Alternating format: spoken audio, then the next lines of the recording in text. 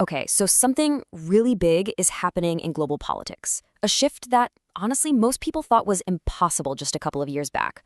We're going to dive into the surprising, and I mean surprising reset between the UK and China.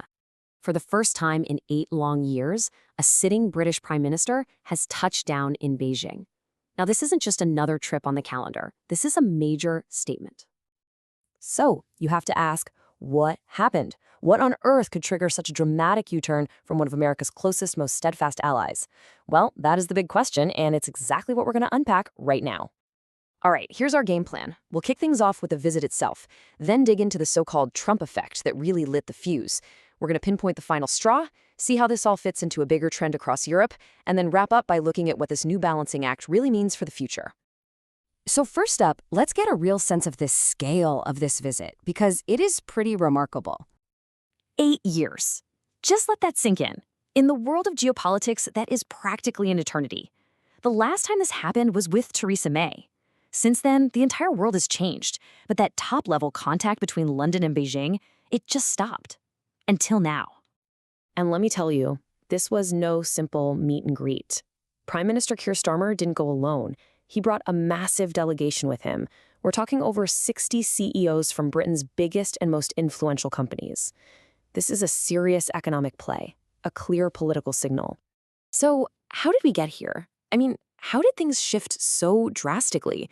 To really understand this pivot, we have to talk about the actions of one person who has consistently shaken up the world stage, former US President Donald Trump. You know, for years, Trump has publicly and very loudly questioned the absolute foundation of the Western alliance. His message to NATO allies has been incredibly blunt. If you don't spend more on defense, you can't count on us to protect you. And you can imagine that kind of talk creates some deep anxiety in capitals all across Europe. And here's why those words hit so hard. It's all about Article 5. That's the heart and soul of NATO. It's the promise that an attack on one is an attack on all. And it's a promise that's only been used once in history. And it was invoked by the United States after 9/11, when allies like the UK rushed to its side without a moment's hesitation. But look, questioning budgets and payments, that's one thing. A more recent comment, though, took this friction to a whole new and, for the British, a very, very personal level. This was the final straw. So, in a television interview, Trump drops this bombshell. He makes this absolutely astonishing claim about British soldiers in Afghanistan, basically suggesting they were cowards who hung back from the real fight. He was questioning the bravery of one of America's most loyal military partners. The reality, though, it's a number. 457. That's how many British soldiers lost their lives fighting shoulder to shoulder with American troops. So for the UK, this wasn't just some political cheap shot, it was a gut punch, a deep insult to the memory of their fallen. And then, get this, just 2 days later, Trump does a complete 180. He calls those same soldiers brave and the greatest of all warriors. But you know what? The damage was already done. That kind of whiplash, that volatility, it just destroys the most valuable thing in any alliance, trust. And that's the thing, right? When trust starts to wear thin, nations start looking around at their other options. It turns out the UK isn't making this move in a vacuum. Nope. This is actually part of a much bigger strategic rethink happening all across Europe. I mean, just look at the path being carved to Beijing by key US allies. Canada's prime minister was there. Germany's potential future leader is planning to go. And France's President Macron has literally said China is welcome in Europe. You see the pattern here? It's a collective pivot east. And if you want the absolute perfect, most concrete example of just how dramatic this U-turn is, you don't have to look any further than the story of the Chinese tech giant Huawei in the UK. This timeline just tells you everything you need to know.